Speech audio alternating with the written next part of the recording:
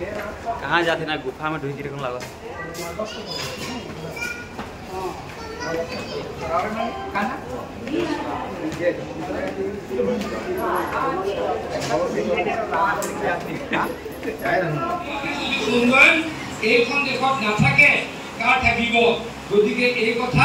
হিমন্ত বিশ্ব শৰ্মা ডাঙৰীয়াই মৰ্মে মৰ্মে উপলব্ধি কৰে আৰু তাৰ কাৰণে আমি কি কৰিছো তাৰ কাৰণে আমি অসম চৰকাৰৰ চতুৰ্থ আৰু তৃতীয় শ্ৰেণীৰ চাকৰি আনকি 3% ৰিজাৰ্ভেশ্যন দিয়াৰ ব্যৱস্থা কৰিম আগতে আছিল নেকি ৰিজাৰ্ভেশ্যন আগতে নাছিলে আমাৰ পৃথিৱীৰ মাজে ডাঙৰীয়া আছে বহুত জ্যেষ্ঠ ব্যক্তি ছাৰ অসম বিধানসভাৰ অধ্যক্ষ আছিল ৰাজ্যসভাৰ মেম্বাৰ আছিল সাংসদ আছিলে মই ছাৰক ৰাজনৈতিক মতাদৰ্শ ছাৰ আৰু মোৰ বেলেগ হ'ব পাৰে কিন্তু জাতিটোৰ প্ৰতি তেখেতৰ যিমান টান সেই টানটোক মই শ্ৰদ্ধা জনাই কৈছো যে আগতে এইখিনি সুবিধা পোৱা নাছিল ছাৰ হয়নে নহয় কওক মই আপোনাৰ ৰাজনৈতিক মতাদৰ্শ মোৰ ৰাজনৈতিক মতাদৰ্শ বেলেগ মই সমালোচনা একেবাৰে কৰা নাই ছাৰ তেখেতে জাতিটোৰ কাৰণে বহুত কৰা মোৰ চকুৰ আগত দেখিছো তথাপিতো কৈছো আগতে এইখিনি সুবিধা নাছিল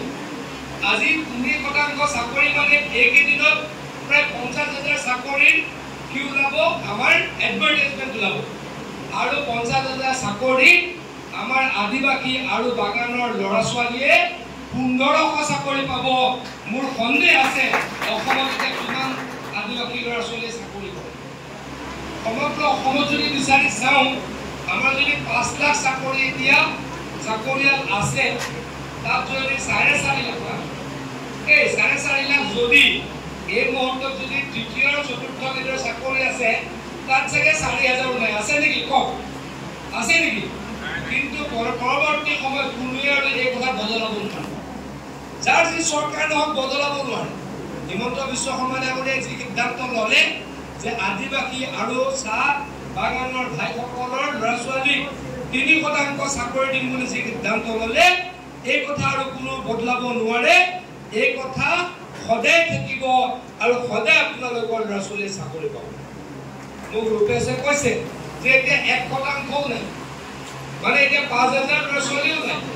কিন্তু এই 8 মাহৰ ভিতৰত 1500 ল'ৰা ছোৱালীয়ে চাকৰি পাব কিন্তু আগতে কেতিয়াবা আছিল নেকি কওক এতিয়া সমগ্ৰ জাতিটোত এই পঢ়ি থকাখিনি বাদ দিলো এতিয়া ডক্টৰ কিমানজন আছে এতিয়া ডক্টৰ কিমানজন আছে ৰূপেশ ভাই এতিয়া পঢ়ি থকা বাদ দিলো আমাৰ চৰকাৰৰ ডক্টৰ কিমান আছে এতিয়া নতুনকৈ পঢ়ি আছে আমি 32টা চিট দিলো এতিয়া বেলেগ কথা আজিৰ পৰা 10 বছৰ আগত ডক্টৰ কিমান আছে আজিৰ পৰা 10 বছৰ আগত 20জন 25জন ডক্টৰ আছে জাতিটোত এতিয়া বছৰত 35জন ডক্টৰ ওলোৱা হ'ল কিন্তু কোনে কৰিলে কওক এইটো অসমৰ মাননীয় মুখ্যমন্ত্ৰী হিমন্ত বিশ্ব শৰ্মা ডাঙৰীয়াই কৰিছে ইঞ্জিনিয়াৰ খুব বেছি এনে 20 জন হ'ব এতিয়া ইঞ্জিনিয়াৰ ল'ব পাৰিব বছৰত 40 জন এই কাম কোনে কৰিছে বিজেপিৰ চৰকাৰখনে কৰিছে মই মিছা কৈছো নেকি কওক মই মিছা কোৱা নাই চাগে এটা বাগানৰ ৰাস্তাবিলাক আমাৰ ডেভেলপ কৰিছো বাগানৰ বৰুৱাসকলৰ 138 টকা আছিল হয়নে আজি পৰা 10 বছৰ আগত 138 টকা এতিয়া কিমান টকা 250 টকা বৰুৱাই পায়নে নাপায় এইখিনি সুবিধাও কোনে কৰিছে অসমৰ মাননীয় মুখ্যমন্ত্ৰী হিমন্ত বিশ্ব শৰ্মা ডাঙৰীয়াৰ চৰকাৰখনে কৰিছে মই হিমন্ত বিশ্ব শৰ্মা ডাঙৰীয়াৰ লগত চাহটো নিচিনা পাওঁ মই আপোনালোকৰ আগত ক'ব খোজো যে হিমন্ত বিশ্ব শৰ্মা ডাঙৰীয়াই যোৱা 25 বছৰ ৰাজনৈতিক কালত আদিবাসী আৰু চাহ জনগোষ্ঠী আৰু ট্ৰাইবেল সকলৰ কাৰণে যিমান কৰিছে তাৰ কাৰণে চাগে ইমান কৰা নাই সকলোতকৈ বেছি আপোনালোকৰ কাৰণে কৰিছে গৰ্ভৱতী মহিলাক 12,000 টকা দিয়াৰ পৰা আমাৰ বাগানত মোবাইল মেডিকেল ইউনিট কৰাৰ পৰা আমাৰ বাগানত হাইস্কুল খুলি ল'ৰা ছোৱালীবিলাকক পঢ়ুৱাৰ পৰা